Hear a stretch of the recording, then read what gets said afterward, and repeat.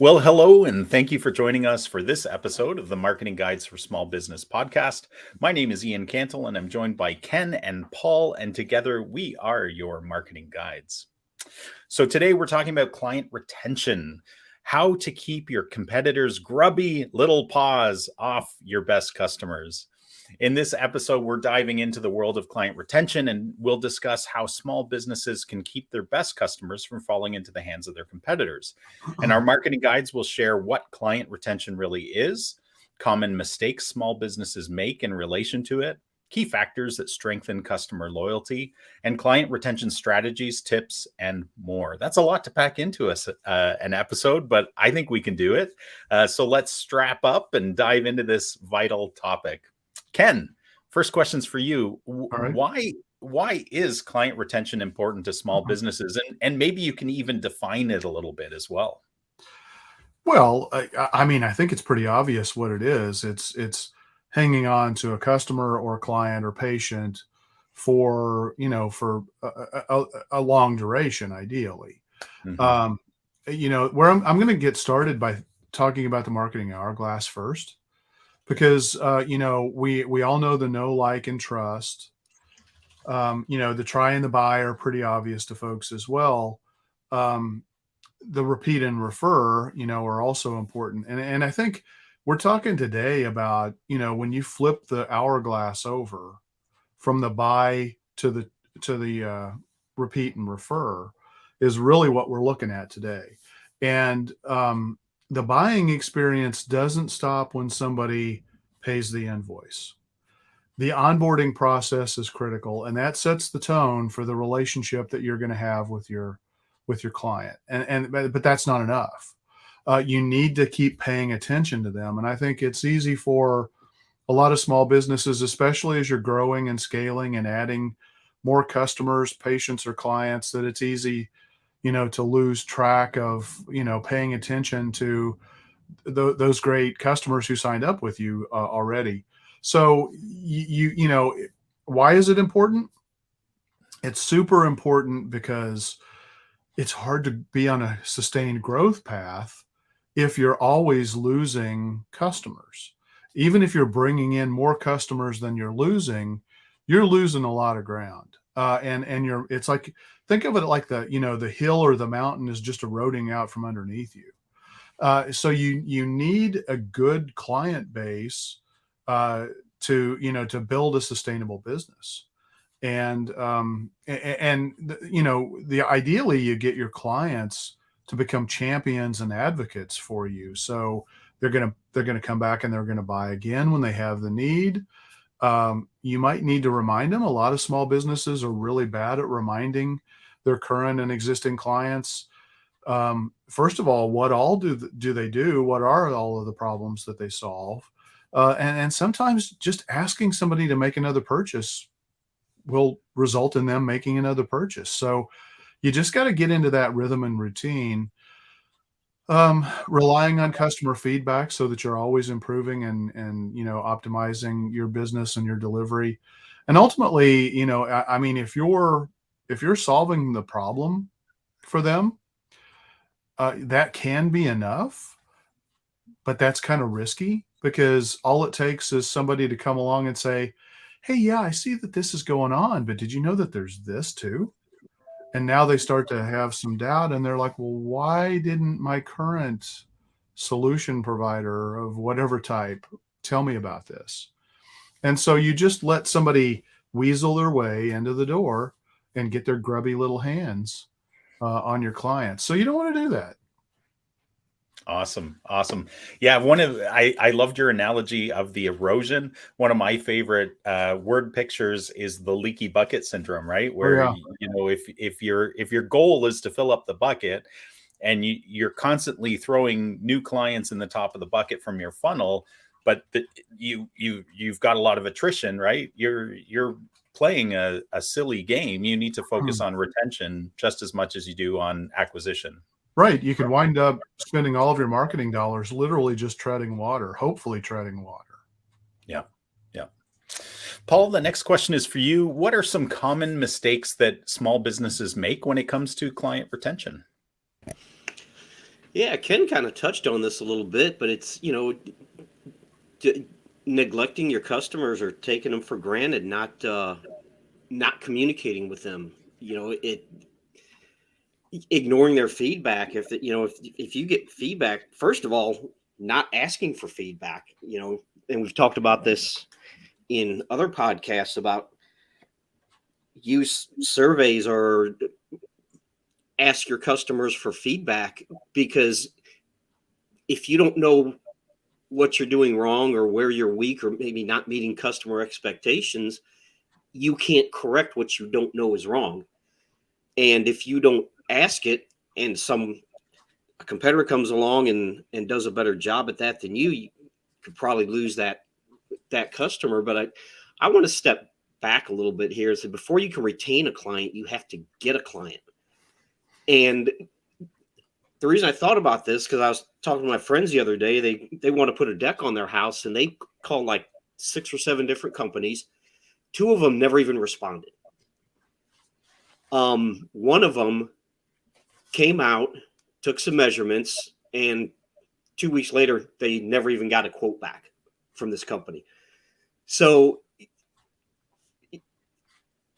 if you have that problem in the first place, you're never even going to retain a client. I don't know how those places stay in business unless they're just so busy that they don't need the work. But yeah, a lot of the client retention thing, it's just common sense. Communicate with your customers, stay top of mind, and probably talk about this a little bit later. But if you're in a type of business that doesn't have a lot of repeat business, like if you're a roofer, you have to find some way to stay top of mind, because at some point they're going to need something. And if they don't remember you, they're just going to go to Google or whatever and do a search and probably contact the first company that comes up. So, staying top of mind, communicating with your customers, getting customer feedback, all those things are important in client retention. And offering promotions and rewards, trying to get your customers to refer you is, it's that engagement with your customer base, I guess, is the best way to say it. Yeah, a couple things that stood out when you were saying that, Paul, was one of the things that's it's one of the gold standards. There's different ways to do client surveying, but the net promoter score, right? Which essentially all your very simple type of survey, but you're asking your current existing clients, patients, customers, what's the likelihood that you'll refer us to somebody? And that's a key identifier in so many ways, because that basically tells you, are they a fan or are they not a fan, right? And then you can dig more with follow-up questions, but that's a really key one that a lot of larger businesses have grabbed onto, but a lot of small businesses would benefit from that as well. Yeah, just asking your customers for their feedback and where they can improve, it shows that you actually do care about customer service. Yeah. It reminded me too, just when you were talking through kind of the scenario of staying top of mind, was HVACs, right? Like you were talking about roofers, and that made me think of HVAC companies where they install your new air conditioner or furnace.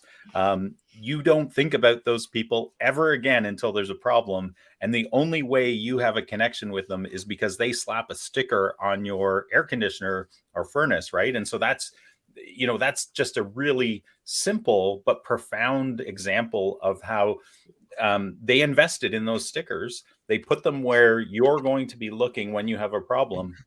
And that's the key way of getting them to call you rather than just Googling it, right? So, or send maintenance reminders. Yeah. There's so much more they could do. But that, to me, that's kind of like the, little simple, no, other than slapping the sticker on and having them printed before that, such an easy thing for businesses to do. And I think most home service type businesses get that now, and it's standard operating procedure, but still, it's such a simple thing, but really applies to what we're talking about today. Yeah. Ken, next question's for you. What are the key factors that drive customer loyalty? Well, obviously, the quality of the product, service, solution that you're providing is going to be key. Hopefully, there's a really strong alignment between the problem that they wanted you to solve and what your solution is solving. Sometimes there is that mismatch, and so you can't just take it for granted just because they signed on the dotted line, gave you some money, that everything's hunky dory. So that's where you need to keep in contact with them and just make sure that everything is going well. And so that obviously has implications for customer service. um you know and to the extent that you can personalize it, I mean, I love having an onboarding series of emails for a lot of businesses, emails or texts or even direct mail as appropriate based on the nature of your customer, client, or patient, just to help them fully take advantage of the solution that you have. Because, you know, y- expectations can get really jacked up really easily and quickly. You know, I know what our solution does, and my expectation is that somebody bought it, they probably understand what it does as well. And Mhm. we know that there's misalignment way too many times, because we a lot of our marketing solutions are actually pretty complex. And so sometimes getting people in tune with all of the different aspects and nuances, feature sets, capabilities, potential outcomes, it just takes education. And so I think every small business needs to be in this mode of continually educating in one way or another.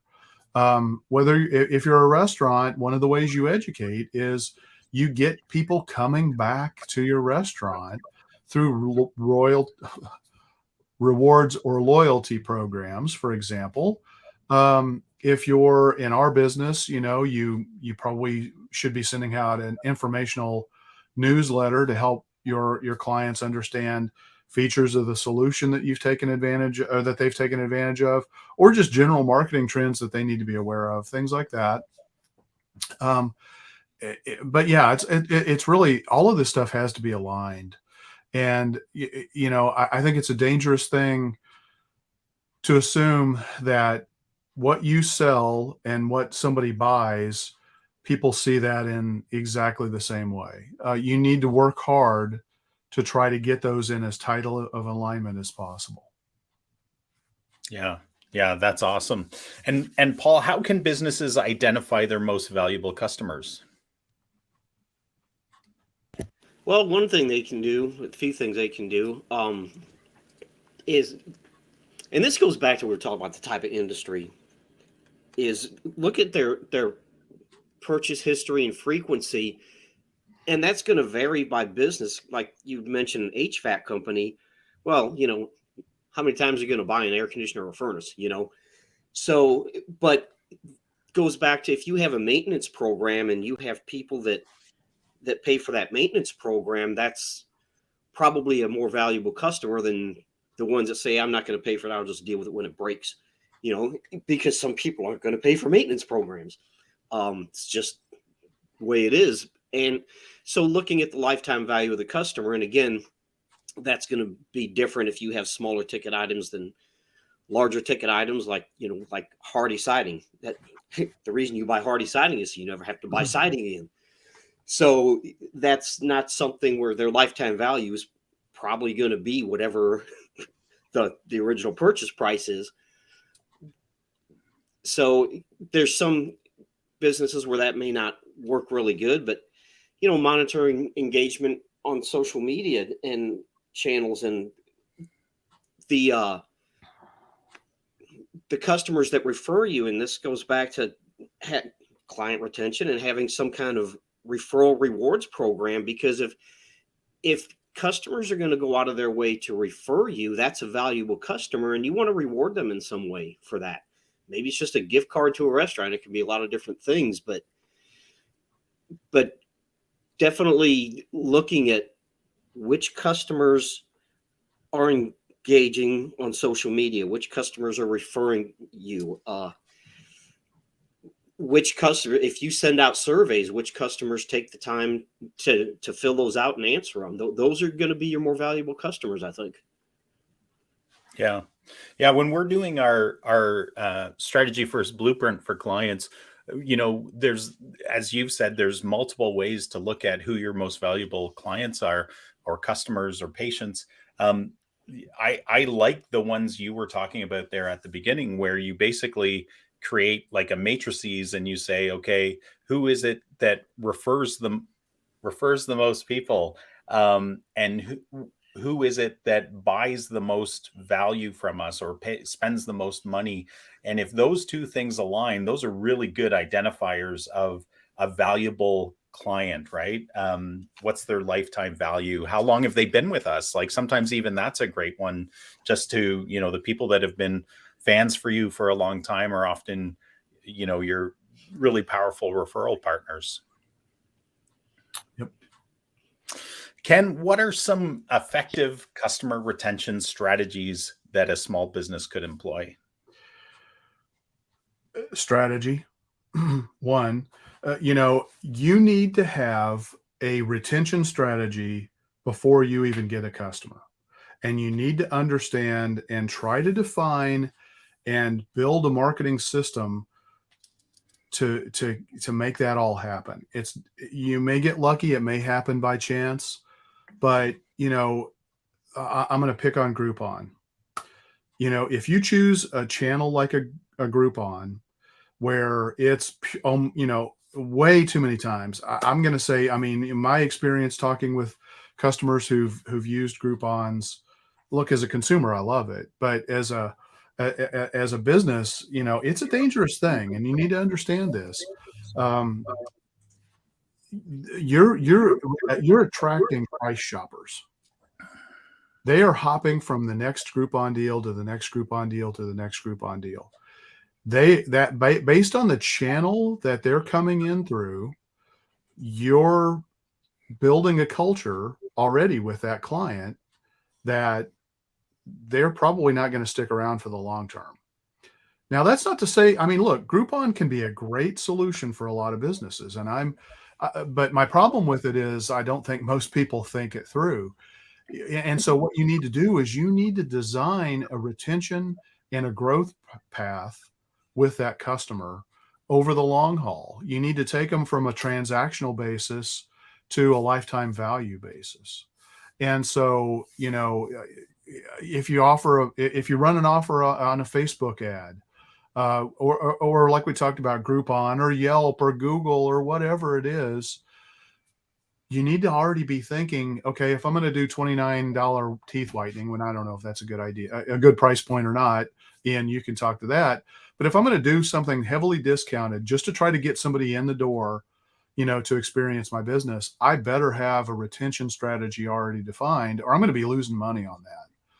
And so you want to have a kick-ass client or patient welcome package. You want to have a path to get them booked for their next appointment, like the next checkup they have coming. You want to move that ball down the field, so to speak. Most small businesses honestly suck at doing this. They don't think about it. They're so desperate to try to get a new customer that they're not planning for retention and growth with that customer. And so I guess that's my biggest takeaway. You can do a lot of cool things. You can have customer only private events, or offers or discounts. You can provide them with unique content if that kind of fits, the bucket of what you're delivering. So for example, a company like us, maybe if a client's been a client of ours for over a year, maybe we give them access to private educational material or classes to where maybe they can go build their own videos using Canva, or some simple thing like that we just design and create, that, that's, hey, thank you so much for being a customer. Here's a little bonus thing. Hopefully you guys can take this and run with it and do it, do some stuff yourself to supplement what we're doing. Yeah. And it's all just about delivery and staying in contact with your customer We talked about this, I think, last week in the What's Bugging Us series about, email marketing and text marketing. Most small businesses, they make a decision to not do those things because they've gotten pissed off that they've gotten an email from somebody that they didn't want to get in the past. That's not how you run your business. You need to run your business to do everything you can to stay top of mind and to continue. I think the best way is to continue to try and educate your customer. An educated customer is the best customer you can have. And the more you can educate them and the more they understand your solution, the value it provides, keep them out of that transactional mode. I'm buying something and I'm writing a check for this amount, and that's all this relationship means to me. You're going to have a hard time retaining clients. Yeah. One of the key things I pulled out from what you said, Ken, too, was customer experience, right? Like if you imagine putting yourself in the experience of the customer, and if you're able to observe how customers are experiencing your service delivery, all, the quality of service, all of that kind of stuff. And if you put yourself in their shoes and you think about, what kind of experience are they experiencing when they purchase from us, I think even that simple exercise will help you even just fill in a few gaps and build out, even if it's a strategy on a napkin, right? Just, hey, let's at least do this for our clients, Right. so that we improve their experience. You've probably had this experience too, where everything looks really super polished on the front end, and then you hire a business, and like the initial form you have to fill in is a disaster, and you're like, it's broken, things aren't working properly, and you're like, this is horrible. Like I thought I was getting, I was going to say a Cadillac. I'm not sure if that's still the epitome of, a Ferrari, and now I'm getting, something lower. I won't name any brands. So Yeah. Well, I did. So send your hate mail to the leader of this to episode. Ken. Paul, how can businesses use data specifically to improve their customer retention? Yeah, it kind of ties in with the last question you asked me, is that, That's by design, Paul. well, I figured it was. Because when you talk about tracking purchase patterns and frequency, well, you're using data. You may not think of it in that way, but you're using data, because what is it? If you know their purchase frequency and their purchase behavior, that's data. You're using data right there. Looking at their preference, if you have different product lines and one product line, and we talked about this, it was a while back, but if you have one product line that's doing better than others, maybe you should, put your money into that from an advertising standpoint, because if you have 7 different products and you really want to focus on 1 or 2 products, but that's not what customers are buying from you, then maybe you shouldn't be spending a lot of money on that. But identifying what we call gaps in the customer journey, if people get to a certain point, and this goes back to how long of a sales cycle you have, but if people get to a certain point in the purchase process or the customer journey and then they drop off, then you need to find out why. What's going on there? Is something happening that you're making things difficult for them? Like, I'm sure we've all been to websites where it's like they must have put a lot of effort into making this purchase process as difficult as they can, and I'm going to go somewhere else. It happens. It happens a lot, more than you think it should. And if you're not retaining customers, you need to find out why. And one thing I'll say on this is, this day, this is not 1923, it's 2023. And I don't see how businesses can function effectively without a CRM. And it shocks me how many businesses, and it's usually smaller businesses, that don't have a CRM, don't use it, don't think they need it. And you're just missing out, especially if your competitors are doing these things. Ken talked about people not using email because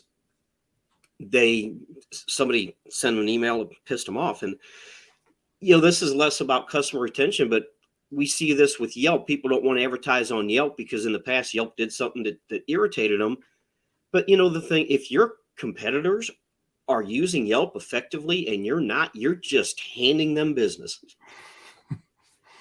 So that's less about customer retention, but goes back to, you have to get a customer before you can retain a customer. So I think those are some things to think about as far as using data for customer retention. Yeah, I'm so glad you brought into the discussion CRM systems, Paul, because one of the things I do see is that a lot of sometimes it's industry specific, where the CRM systems are absolute garbage, right? They integrate with nothing, and that's usually by design, and that's self-serving for the vendor provider, not for the business using that system. That's right. Yeah. I was recently walking somebody through the CRM system that we install for our clients, and you guys do as well. I know we use the same base platform, right, for our CRM system. And one of the things that I think they were blown away by was the ability to, and some of the better CRM systems have this, but not a lot of especially not the industry specific ones. They're very bad at the marketing side. But Absolutely. what I was going to say was, like, once you've set up your CRM properly and your website properly and some of your other platforms and profiles and that kind of stuff, like, it gives you such insight into what your customers or even prospects are doing once they're in your system, as far as like what pages do they look at on our website, what downloads have they done, and all of this can be captured in your CRM system to give you intelligence in order to help you in the sale. But equally, if you have somebody who's dedicated to retention or account management or something like that within your business, or patient retention or something like that, they should be looking at your profiles of your customers, clients, patients, and seeing what they're doing recently, because sometimes that can be a big identifier of, are there gaps? Are they looking for new services that perhaps we need to talk to them about? And I think, whether this is data driven or whether this is more kind of a soft approach where you're doing follow-up conversations, but you as a business, I think this is really critical. You need to set up kind of a red flag system. Like, here's 3 red flags that when I hear or see a client or customer or patient doing this, I know that we're in danger of losing these people, right? And so that you never want to get to those red flags, right? And of course, you can create more of a work back of, orange flags and that kind of stuff before that. But I would say get some red flags up so that you and your team are deeply aware of, if somebody says this identifies them as not being very satisfied, and we need to fix that immediately. Yeah. And something else you guys said early on was taking customers for granted. And I can't believe how many people have lost the skill of saying thank you. Like, thank you for your business. Thank you for continuing to allow us to serve you. Thank you for coming back, right? Like, it's such a simple thing, but we as people, because everything is relationship based essentially, unless we're talking pure e-commerce transactions. Everything else is relationship based to some level, and you have to say thank you. Like, if you and your team are not trained to say thank you to people, I think you're going to create some dissatisfaction right off the bat. If someone has to be taught to say thank you at that point in their life, that's a problem. Perhaps that's a hiring question. But something you said, and it's a really good point about the CRM. And I said that a lot of small businesses aren't using CRMs, and maybe that's on us a little bit. And you mentioned this or alluded to it, that they don't realize what a CRM can do for them. How a few simple automations can free up their office staff from doing these redundant, tedious tasks. automated review requests, you know, missed call text backs, you know, just little things like that that can, we call them low hanging fruit, that can really help a small business. And I think a lot of small businesses don't realize what a CRM a good CRM can really do for them. Well, I think a lot of them get sold a bill of goods. You know, they have a here and now real problem that's just crystal clear to them, and that is that they need to improve their operational functions. You know, they need to have project plans. You know, they need to have the ability to capture, you know, patient records or whatever. And so they buy a solution, you know, to solve that problem. And those vendors make it sound like they are the end all be all. And most of the time, those are closed systems that don't interface with anything else because they want to keep you captive and hostage.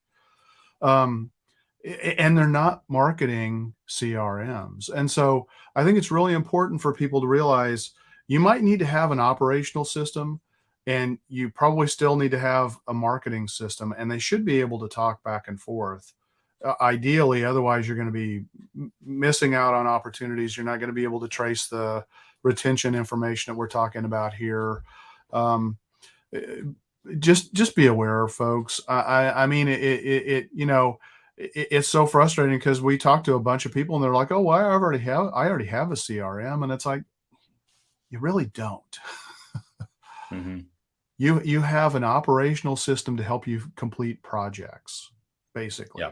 Whether your project is a person because they're seeking particular type of healthcare, or building a deck on the back of a house, they're basically glorified project management tools.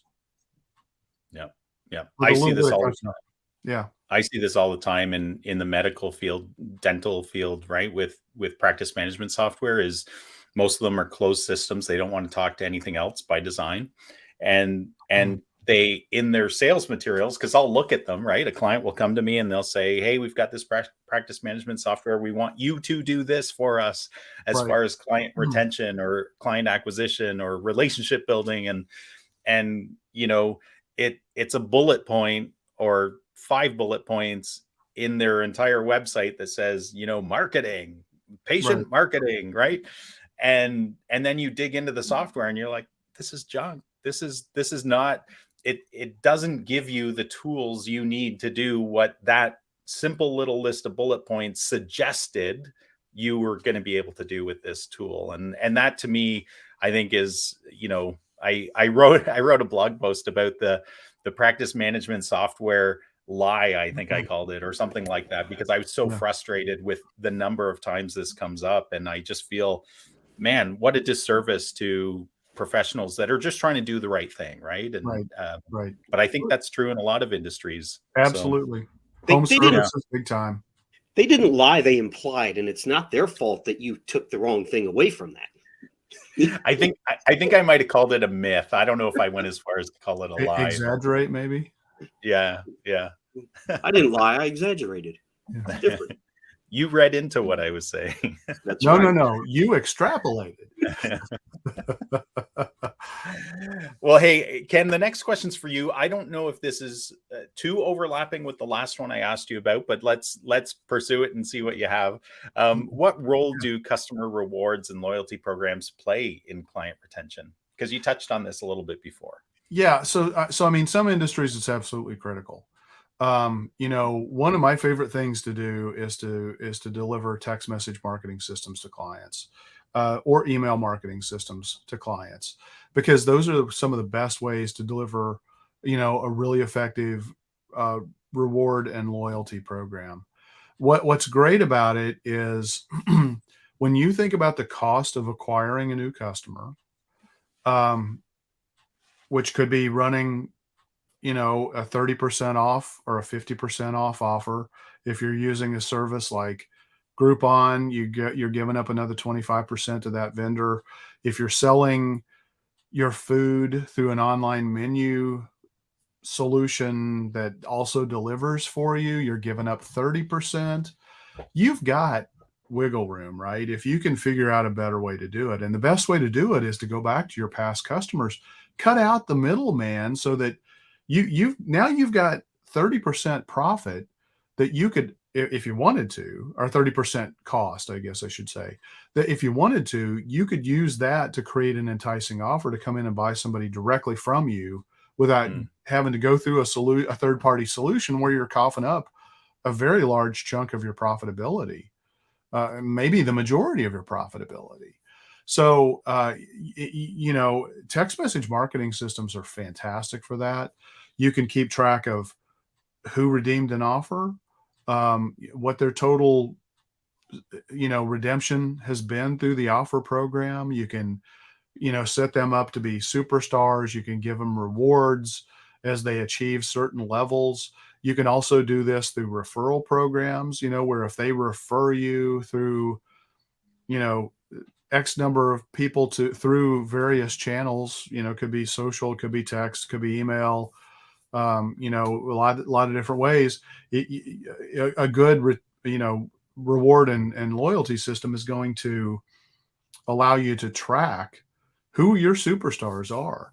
And that's where you want to make your investment. You want to invest in the superstars.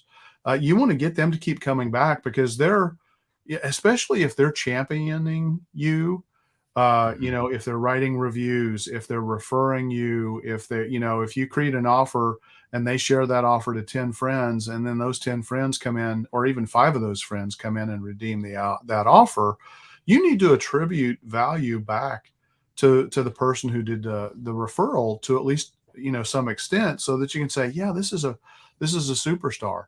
And so, you want to do that. Obviously, the thing that makes a whole lot of sense is high volume types of businesses, restaurants, spas, hair salons, gyms, places like that.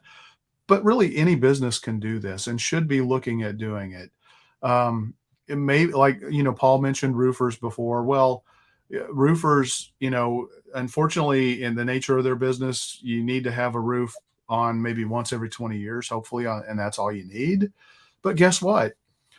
We live in a subscription-based economy, and you need to convert transactions to subscriptions to the extent that you can. Maybe not all transactions to subscriptions, but you need to add a subscription model to your business. It is the growth, it is the sustainability, it is the way to get people to stay long-term clients if you're delivering it. And so the HVAC world we were talking about earlier, the way they do that is, a clean and check twice a year. Give people if they're a good long-time customer, give them a discount to get that clean and check, so that it's a no-brainer. It's like, oh, and now you're out there. It's basically a paid sales call for you. You may not make a whole lot of money, but guess what? If you start to see the signs that their unit is starting to, get to the point where it's stressed and may even start to fail, you now own that opportunity. And it's up to you. I mean, you may fumble it away, but you own it, and you're not at the mercy of the client waking up one morning and saying, it's freezing in here. What the hell happened? And they, and they have to go online and find the first person who's going to be able to get out there and solve that problem. You don't want that to happen. So you really want to, I think of a subscription as kind of a loyalty program. You want to get people naturally coming back. Every business needs to challenge themselves to come up with a way. If you're, we work with a lot of painters, and painters don't often want to do this, but I mean, I really think if you set up a program where, you gave people an incentive to have you come back and paint X number of rooms every year or every 2 years or something like that, I think you'd see a pretty nice expansion of your business. So, you got to track it though, and you got to measure it to see how it's performing. And then, you've got to, you simply have to continue to go in an upward path in terms of getting those referrals and those online reviews. And because those speak volume, those are your growth points, for And the other thing is, you know, a lot of small businesses, I'm a little bit all over the map on this because there's a lot here, but a lot of small businesses don't want to brag about themselves. They don't want to embrace the great things that they do. And they may not even seek that attention. And there are businesses that clearly go out and that's all they want to do is they want to build up all these accolades so that they look like they're the best and most important. But you know what? There is some pride when your customer buys from you and you happen to be selected as the top provider of your niche in this location. And so the only way that you're probably going to be able to get that award is you've got really good, happy, loyal customers who are willing to go out and advocate for you on their behalf. But moving forward, you know, it's going to give people a little bit of pride that, you know, yeah, I made it a good decision because I selected, you know, an award-winning solution provider. Yeah, absolutely. Yeah, one of the I actually worked in the loyalty business for several years for a large loyalty rewards program, and one of the things that we learned, and of course it's different depending on upon your rewards program, but we built rewards programs for clients as well. And one of the key things is if you're using some sort of currency, whatever it is, whether it's points. I've seen, you know, dentists, orthodontists use point systems that you can set up for customer loyalty where, you know, this can even be used for kids. Like, hey, if you brush your teeth every day, and if you do this, and if you come in for your regular tune-ups on your braces during the treatment time, then you get points for each of those things. And when you earn enough points, you can get an Amazon gift card or, you know, something, right? Right. Something. So it's got to be it. The key term that we always used was related to redemption. Like if people aren't redeeming, you'll lose them. They have to keep seeing the value of the currency that you're using for your rewards program. And again, differs by industry, but if you can get, if you can show somebody, again, if it's points or a currency of some kind, even if it's like sending satisfied clients or long-term clients a Visa gift card or something to say thank you, if you can get them to use that card, you're creating good feelings in their heart related to you and the business, right? And that's what it's all about. And Right. I think you know, also being aware that you know, you have to personalize this to your customer base. It's got to be relevant to them, because if you're targeting CEOs and businesses, the loyalty program you create is going to be radically different than if you're a donut shop and you're trying to deliver a loyalty program there. So really make sure it's customized and personalized to who it is you're trying to reach. And I'm a big fan of, you know, whatever loyalty program and incentive that you put in place, it's to get them to spend more money with you. Yeah. You know, your Visa gift card example, while that may be really appealing, it's like they could be going and spending that money anywhere. And yeah, they may have some good feelings and some positive thoughts, but you're missing an opportunity. One of the best programs that I've ever seen is Roadrunner Sports. I've been a member, I can't even tell you how long, probably since 2000. It's an online, they've got some in-person stores, but it's an online, you know, store where you can go purchase running shoes, running apparel, you know, fitness apparel in general, stuff like that. And they have fantastic programs. You know, they offer a VIP program. As a VIP, I immediately get 10 to 15% off whatever price they have on their store, even if it's a sales item or a discounted item. Every time I make a purchase, I earn dollars that I can redeem and apply to my next purchase. And guess what? You know, I mean, a lot of people are like, "Oh, you're giving a lot of money away." But you know what? I buy a hell of a lot more than I normally ever would because they're giving me a lot of money to do that with. And I'm making purchases where it's like, am I buying this extra pair of, you know, sandals, you know, recovery sandals, because I have some extra bucks? You bet. I wouldn't buy them otherwise. So they're getting a lot more money, and I guarantee you they've got my loyalty. I mean, why am I going to go anywhere else when I've got that opportunity? So think about that. How can you build a program like that? Look at Amazon. Amazon gives you reward points that you can apply. Credit cards give you reward points. There are so many models that are out there. It doesn't mean you always have to give away stuff. You can add value on top of a purchase. Make this level of purchase, and we're going to give you this above and beyond.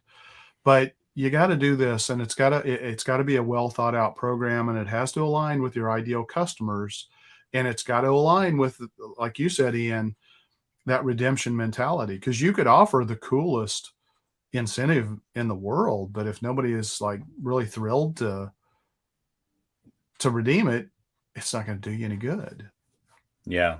Yeah. And keep your program simple, not just for you guys in the management of it, but man, if you have to create like a 20-point slide deck to explain why it's a value or how they redeem things or whatever, like keep it simple. Like you want to make this as greased as process as possible. Yeah. I mean, one of the things that we've done with our business is if a client refers us and the client that they referred us to becomes a customer or a client, we set a tiered structure to where we'll take, as a way to say thank you, we'll take if they come in at a $750 a month retainer or a $2,500 a month retainer, we've got levels where we'll say, well, we're going to make a one-time payment as a way to say thank you to your account. So you're going to get an account credit for that. And then that saves them money on the marketing services. But you know what? It's good for me because the cost of acquiring a customer is a hell of a lot more than that. Yep. I don't mind rewarding people who want to refer me because they're probably going to refer me to people who are going to be naturally good and hopefully my ideal clients anyway, because they already understand who we work with and what we do. Yeah. Yeah. Great points. Paul, how can businesses effectively communicate with their customers to build stronger relationships? We've alluded to that a key to all of this is communication, but how can they do that? What can they do to be effective at that? Respond. I know it sounds simple, but it goes back to, person I was talking about that was getting quotes on a deck. If it takes you 3 weeks to get back to a potential new customer, how are you going to treat? Even at that point, I wouldn't do business with them, because if that's how you treat a potential new customer, how are you going to treat existing customers? So be prompt in your communications, and personalized communication. It goes back to CRM. A CRM can help you do that easily. When you send out an email or you respond to a customer, personalize that with their first name. Provide update. If you have some kind of special offer or a sale, goes back to email marketing that Ken was talking about. Let them know that they have this. If they contact you with an issue or a concern, don't take 2 weeks to get back to them. Get back to them right away. If social media is a big part of your business, we talked about this before. Some industries, social media just not is not a big part of their business just because of the nature of their industry. But if you're a lifestyle type business, then engage with them on social media.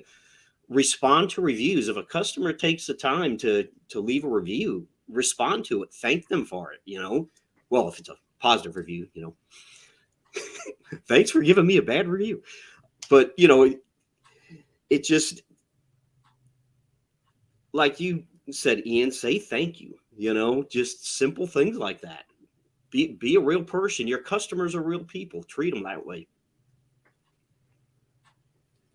Treat them like your beloved grandmother. There you go. One of the ideas that I wanted to share, and I didn't know where to share it, but it's both a strategy, it's both a type of communication and data gathering, but it's also a form of rewards for clients. Is actually, especially in industries where their profession, their association actually says they cannot accept gifts from vendors, suppliers, contractors, customers, whatever, right? Because there are industries like that and Sure. associations that are very stringent. And asking somebody, if you're in that situation, what charities do you care most about, and doing a donation on their behalf. That if they are deeply passionate about the charities that they support, that can sometimes be just as influential and loyalty building, and relationship building as giving money to somebody else, right? It can be really, really valuable. And man, you learn a lot about a person by where they put their hard-earned money. So I think that can be a really valuable piece as well. Yeah. Well, I was joking around about the bad review, but if you do get a bad review, that's an opportunity. First, don't ignore it or get mad about it. Just it's an opportunity to find out what happened and respond to that review. Reach out to that person and say, hey, where do we screw up? What do we do? How can we improve? And a lot of times, just doing that, they will go back and add or change their review, or they'll say, hey, they responded, they fixed the problem. And when people see that, that's helps build trust that even if something does go wrong, you're going to deal with it. Yeah. Yeah. Great point. Ken, how can a business measure the success of their customer retention strategies? Well, again, I think it starts with a CRM.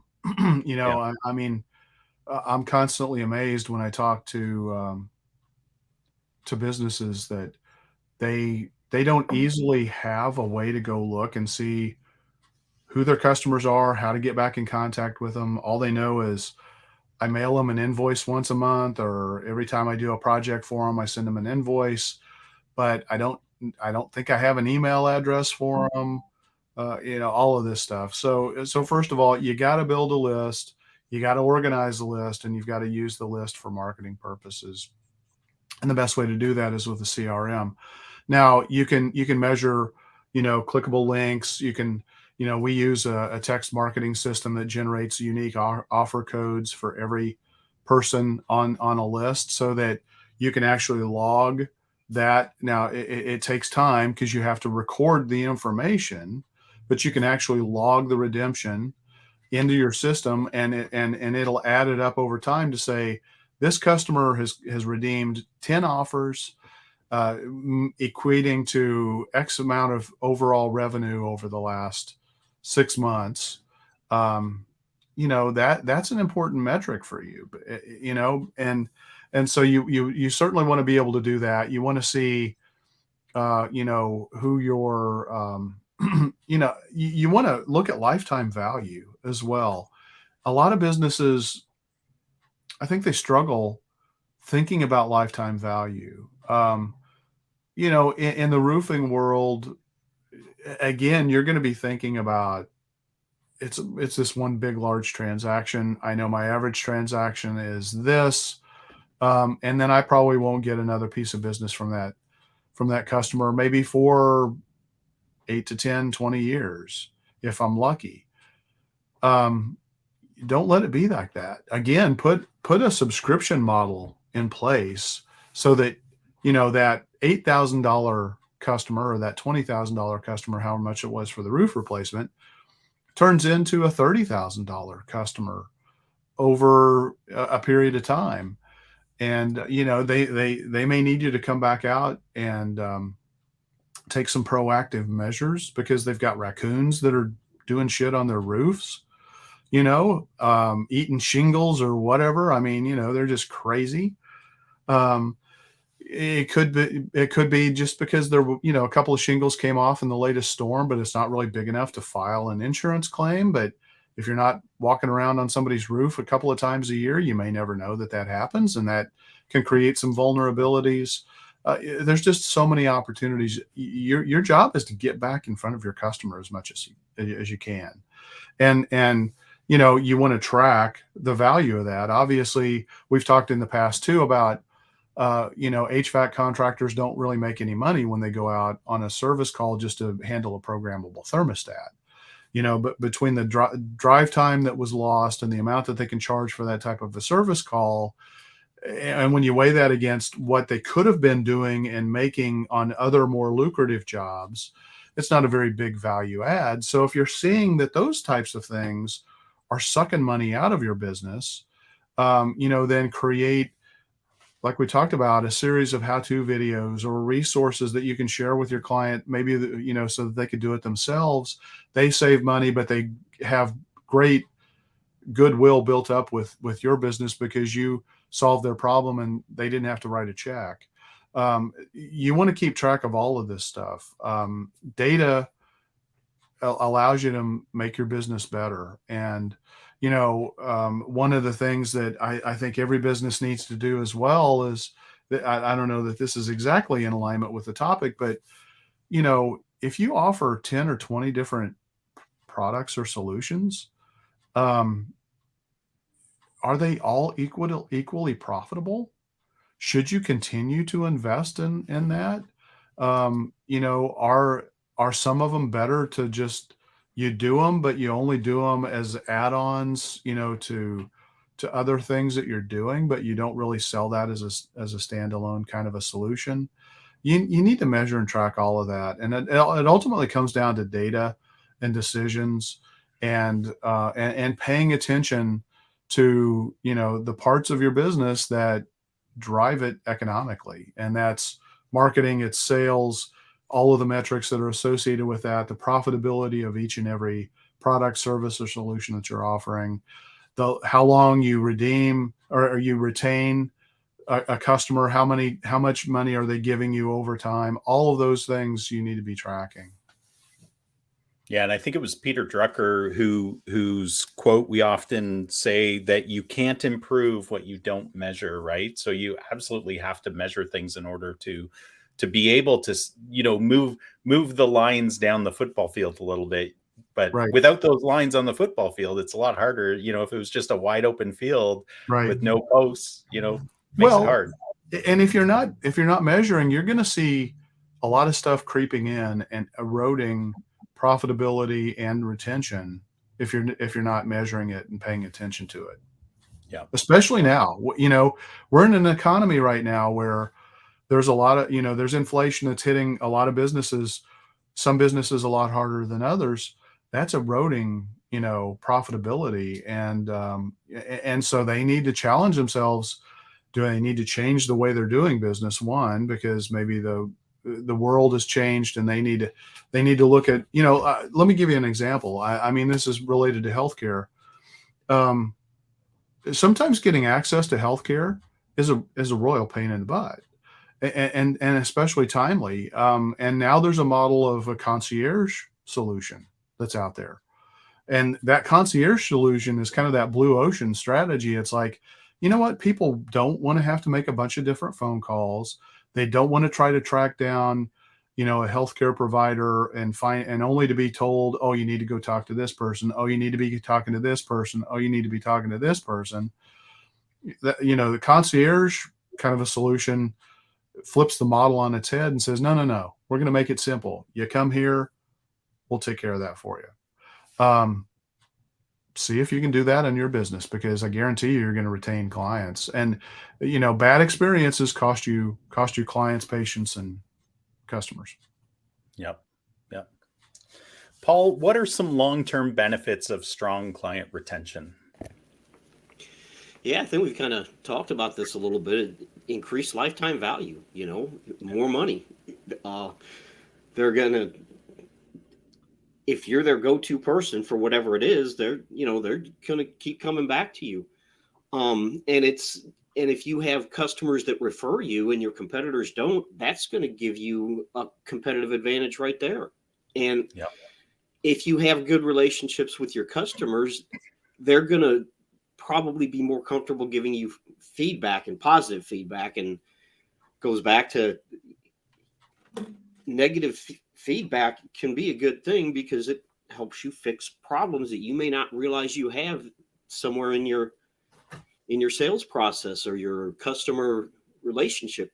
So it's just all around. It's basically, at the bottom line, it comes down to to increased revenue. And if you, like I said, if you have people referring you, that's free marketing when you think about it. Yeah. Yeah. Well, hey guys, I think we're nearing the end of this topic, but any last parting thoughts that you wanted to share with our listeners? Get a good CRM and use it. And design your retention program before you even get customers. Yeah. You've got to have that. Again, you want to visualize the path. Look, the reality of the world that we live in digital marketing being the predominant, if not the dominant, way that people are finding businesses to do business with, your customers have control, more control than they've ever had. But you can still influence the journey a lot. But in order to do that, you have to think about it. You have to put time and effort, and you have to put strategies. You have to train your team so that everybody is all operating, from a single point of view, with a goal in mind. To take somebody from here and get them over to here. Marketing is about transformation. That transformation is only going to happen and be sustainable and healthy for your business if you do this by design and not leave it up to chance. Yeah. So I can't remember the name of that stuff that infomercial has, but slap some of that sticky tape on the outside of your bucket so that you increase your client retention. This is a great place to wrap up. Thank you, Ken and Paul, for sharing your thoughts on this topic that I think is really valuable to small business owners. And thank you to our audience for joining us today. I hope you found this topic valuable. And if you do, please share the link with others. Please spread the love. And until next week, keep calm and market on, folks.